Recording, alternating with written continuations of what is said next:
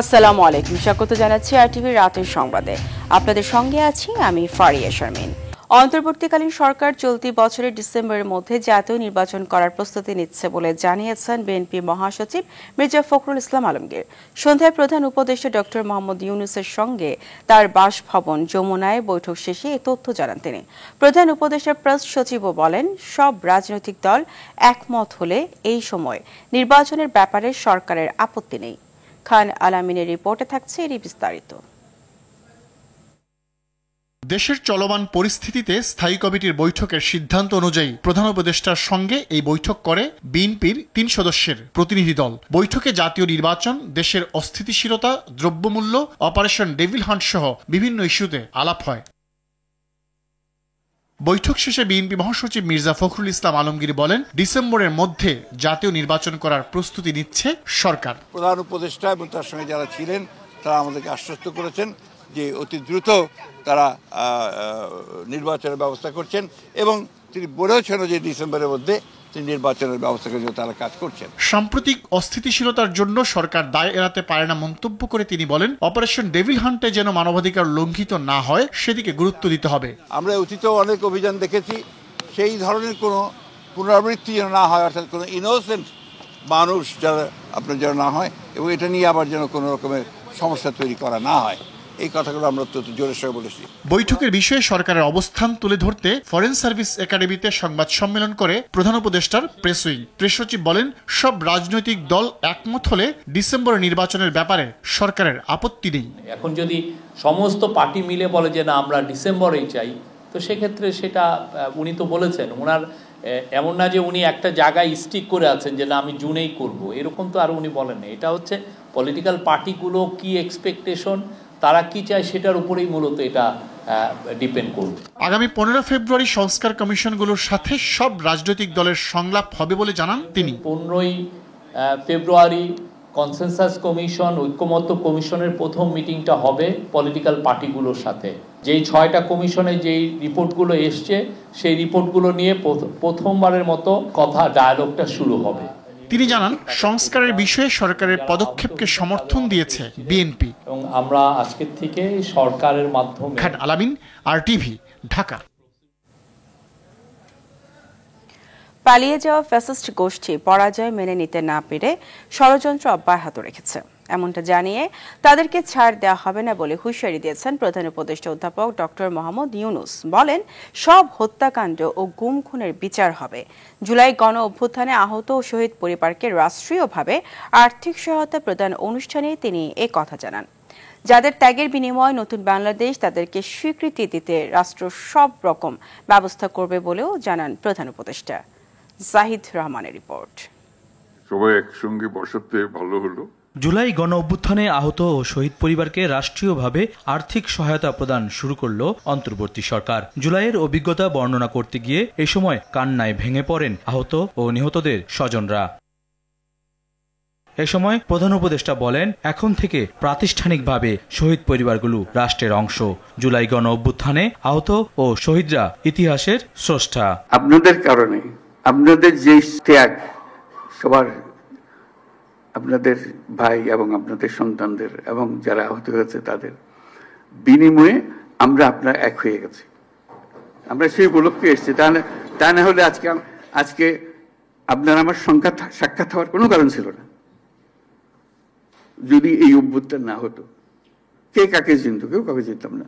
এত বড় কাজ যারা করলো, যাদের হাত দিয়ে এটা ঘটলো, তাদেরকে এত সহজে বিদায় দেওয়া যাবে না। তাদেরকে স্বীকৃতি দেওয়ার জন্য যত রাস্তা আছে সব রাস্তা দিয়ে আমরা অগ্রসর হতে হবে। ষড়যন্ত্র মোকাবেলা করে দ্রুত সুন্দর দেশ গড়তে সবাইকে ঐক্যবদ্ধভাবে কাজ করার আহ্বান জানান প্রধান উপদেষ্টা। সম্প্রতি যেসব ঘটনা ঘটলো তোমাদের চোখের সামনে হলো, এটা একবার না, আরো সামনে আরো বহু রকমের ঘটনা ঘটবে। কারণ ওরা তো ছাড়তেছে না তাদেরকে তাড়িয়ে দিয়েছো, তারা বলতেছে আমরা সহজে মেনে নেব না। তারা সহজে মেনে নেবেন, আমরা তাদের সহজ মানাতে হবে। আমাদেরকে এই জায়গার থেকে সরে গেলে হবে না। তোমরা একবার জয় করে পুরো বাংলাদেশ নতুন বাংলাদেশ করে ফেলেছো। এই নতুন বাংলাদেশের ভেতরে যারা গন্ডগোলের সৃষ্টি করতে পারে তাদেরও নিশ্চিহ্ন করবো আমরা, তাদেরকে দলে বেরিয়ে ফেলবো, নিজেদের মধ্যে নিয়ে আসবো, আর তা না হলে আইনের কাছে সুপর্দ করে দেবো। প্রতিটি শহীদ পরিবার এককালীন 30 লাখ টাকা আর্থিক সহায়তা পাবেন। পাশাপাশি প্রতিটি শহীদ পরিবারকে প্রতি মাসে 20,000 টাকা করে ভাতা দিবে সরকার। জাহিদ রহমান, RTV, ঢাকা। এদিকে নিত্যপণ্যের দাম সহনীয় রাখা, আইন শৃঙ্খলা পরিস্থিতির উন্নতি ঘটানো, নির্বাচনের রোডম্যাপ ঘোষণা এবং ফেসিবাদীদের নানা ষড়যন্ত্র মোকাবেলার দাবিতে সারা দেশে সমাবেশের ঘোষণা দিয়েছে বিএনপি। আগামী 12 থেকে 25 ফেব্রুয়ারির মধ্যে 8 দিনের 64 জেলায় এই কর্মসূচি পালন করা হবে বলে এক সংবাদ বিজ্ঞপ্তিতে জানানো হয়। দলের জ্যেষ্ঠ যুগ্ম মহাসচিব রুহুল কবির রিজভী স্বাক্ষরিত ওই বিজ্ঞপ্তিতে কোথায়, কবে সমাবেশ এবং কেন্দ্রীয় নেতারা কে কোথায় বক্তব্য দেবেন তা জানানো হয়।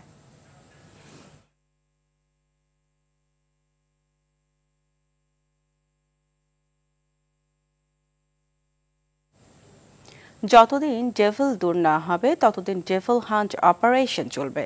যারা শয়তান তারাই এই অপারেশনে ধরা পড়বে। তারা ছোট বা বড় মাপের শয়তান কিনা তা বিবেচনা করা হবে না বলে মন্তব্য করেছেন স্বরাষ্ট্র উপদেষ্টা লেফটেন্যান্ট জেনারেল জাহাঙ্গীর আলম চৌধুরী। এদিকে যৌথ বাহিনীর সমন্বয়ে চলমান অপারেশন ডেভিল হান্টে এখন পর্যন্ত গ্রেপ্তার 343 জন এবং মোট গ্রেপ্তার 1521। প্রতিনিধিদের তথ্য ছবিতে জানাচ্ছেন ইমরুল কায়েস।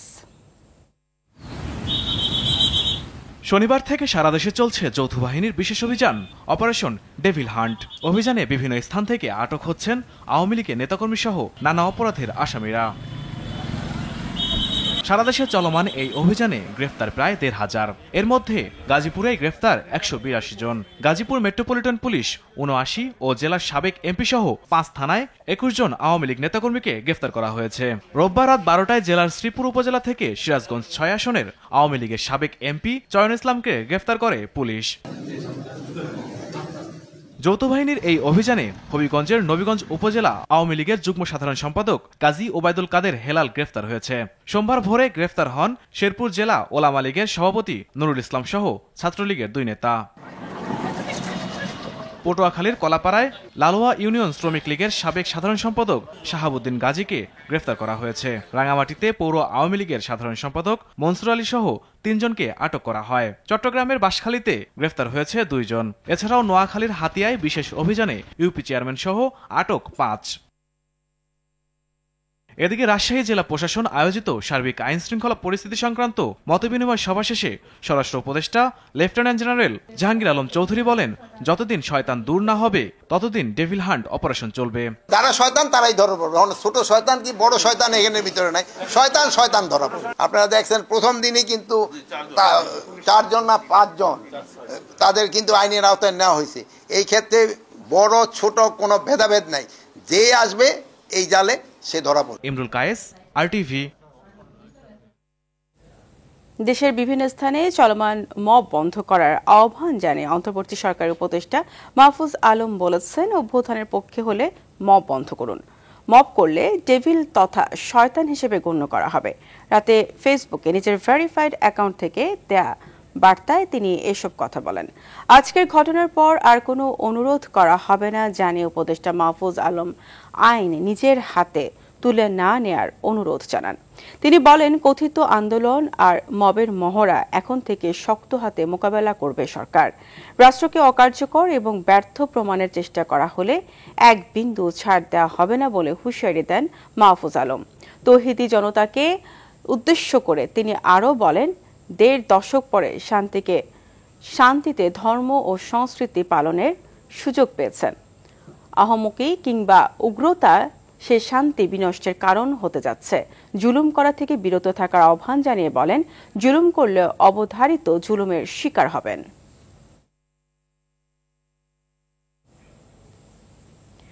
পিরোজপুরে গত 4 অর্থ বছরে নেওয়া 17টি প্রকল্পে 1,647 কোটি 48 লাখ টাকার দুর্নীতির প্রমাণ মিলেছে বলে জানিয়েছেন স্থানীয় সরকার পল্লী উন্নয়ন ও সমবায় উপদেষ্টা আসিফ মাহমুদ সজীব ভুঁইয়া।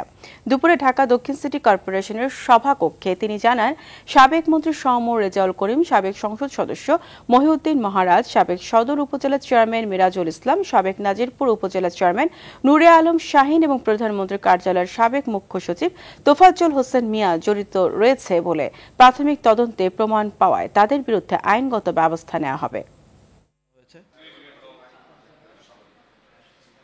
58.92 কোটি টাকা। সরকার একদম উচ্চ পর্যায়ের, স্থানীয় পর্যায়ের যতগুলো বডি আছে, একদম কাজ শুরু করা থেকে বিল উত্তোলন পর্যন্ত সবার এক ধরনের সংশ্লিষ্টতার মাধ্যমে, যোগসাজশের মাধ্যমে এই লুটপাটটা করা হয়েছে। যাদের ব্যাপারে প্রাথমিক তদন্তে উঠে এসেছে তাদেরকে কোনোভাবেই ছাড় দেওয়া হবে না। তাদেরকে সর্বোচ্চ যেন দৃষ্টান্তমূলক শাস্তি হয়, যাতে করে এ ধরনের লুটপাট করার সাহস আর কখনো কেউ ভবিষ্যতে দেখাতে না পারে। সরকারি প্রাথমিক বিদ্যালয়ে সুপারিশপ্রাপ্ত সহকারী শিক্ষক পদে নিয়োগ চূড়ান্তের দাবিতে শাহবাগ মোড়ে আন্দোলনকারীদের উপর লাঠিচার্জ, টিয়ারশেল ও সাউন্ড গ্রেনেড ব্যবহার করে পুলিশ। এ সময় কয়েকজন শিক্ষক আহত হন, আটক করা হয় বেশ কয়েকজনকে। শিক্ষকদের নিয়োগ বাতিলের হাইকোর্টের রায় বৈষম্যমূলক বলে দাবি করে তারা। সাদিয়া কানেজের রিপোর্ট।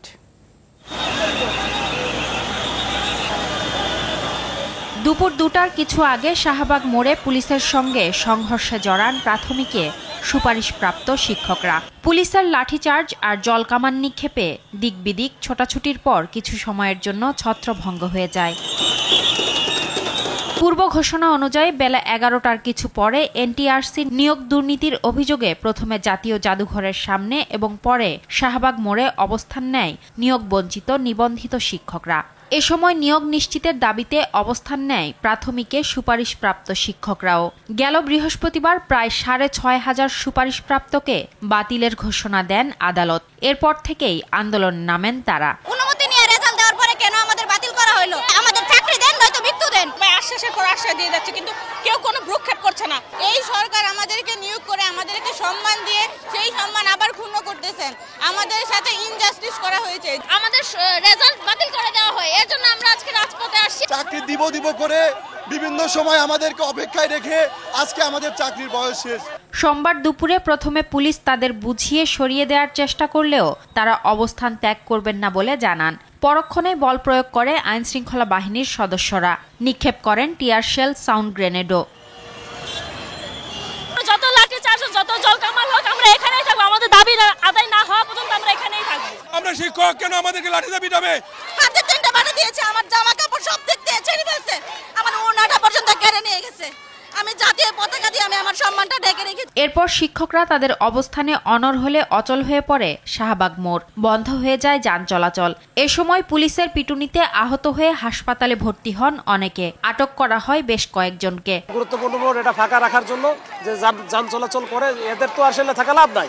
নারী শিক্ষকদের উপর পুরুষ পুলিশের হামলার নিন্দা ও ক্ষোভ প্রকাশ করেন আন্দোলনরতরা। শান্তিপ্রিয়ভাবে শাহবাগে ব্লক করি, কারণ আমরা কোনো পক্ষ থেকেই কোনো রেসপন্স পাচ্ছিলাম না। আমাদের উপরে টিয়ার শেল, আমাদের উপরে পানি এবং আমাদের নারী শিক্ষকদের উপরে নির্মম অত্যাচার করেছে। পুলিশের আক্রমণাত্মক অবস্থানের পরও শাহবাগ মোড়ে নিজেদের অবস্থান ধরে রাখে আন্দোলনকারীরা। সাদিয়া কানিজ, RTV, ঢাকা। আরব আমিরাতে গ্রেপ্তার বন্ধ, দুবাইয়ের নো এন্ট্রি তুলে নেওয়া সহ 5 দফা দাবিতে আন্দোলন করেন ক্ষতিগ্রস্ত প্রবাসীরা। সকাল 10:30টায় সংযুক্ত আরব আমিরাত সহ অন্যান্য দেশ থেকে ফেরত আসা প্রবাসীরা প্রধান উপদেষ্টার সঙ্গে সাক্ষাতের দাবিতে যমুনা অভিমুখে যাওয়ার পথে ইন্টারকন্টিনেন্টালের সামনের রাস্তায় পুলিশের বাধার মুখে পড়ে। পরে দুপুর 12টার পর 5 জনের প্রতিনিধি দল সাক্ষাতের জন্য গেলে প্রধান উপদেষ্টার সহকারী একান্ত সচিব সাব্বির আহমদের আশ্বাসে 10 দিনের জন্য আন্দোলন স্থগিত করেন ক্ষতিগ্রস্ত প্রবাসীরা। 10 দিনের মধ্যে দাবি পূরণ না হলে কঠোর কর্মসূচি দেওয়ার হুঁশিয়ারি দেন তারা। 3 জন 4 জন বসে কোনো আন্দোলন করা যায় না। তারপরও ওই দেশের সরকারের আইনকে আমরা শ্রদ্ধা রেখে আমরা বাংলাদেশের ছাত্র আন্দোলনে আমরা জড়ে পড়ে আওয়ামী লীগের অন্যতম অনেক লোক ছিল, তারা আমাদেরকে আখ্যায়িত করে আমাদের নামগুলা কনসাল জেনারেলের কাছে যখন লিখিত দেয়, তখন ওই দেশের ন্যাশনাল সিআইডি দায়িত্ব নিয়ে আমাদেরকে ওইখানে অ্যারেস্ট করে। অমর একুশের বইমেলায় সব্যসাচী নামের একটি স্টলে লেখিকা তসলিমা নাসরিনের বই রাখাকে কেন্দ্র করে হামলার ঘটনা ঘটেছে। এই ঘটনায় প্রকাশক শতাব্দী ভবকে আটক করেছে পুলিশ। রমনা জোনের ডিসি মাসুদ আলম জানান, তসলিমা নাসরিনের বই বিক্রির অভিযোগে মাদ্রাসার শিক্ষার্থীরা প্রতিবাদ জানায়। এই নিয়ে দুপক্ষের মধ্যে উত্তেজনা ছড়িয়ে পড়ে। এই ঘটনায় প্রকাশক শতাব্দী ভবকে জিজ্ঞাসাবাদের জন্য পুলিশ আটক করেছে বলে জানান তিনি।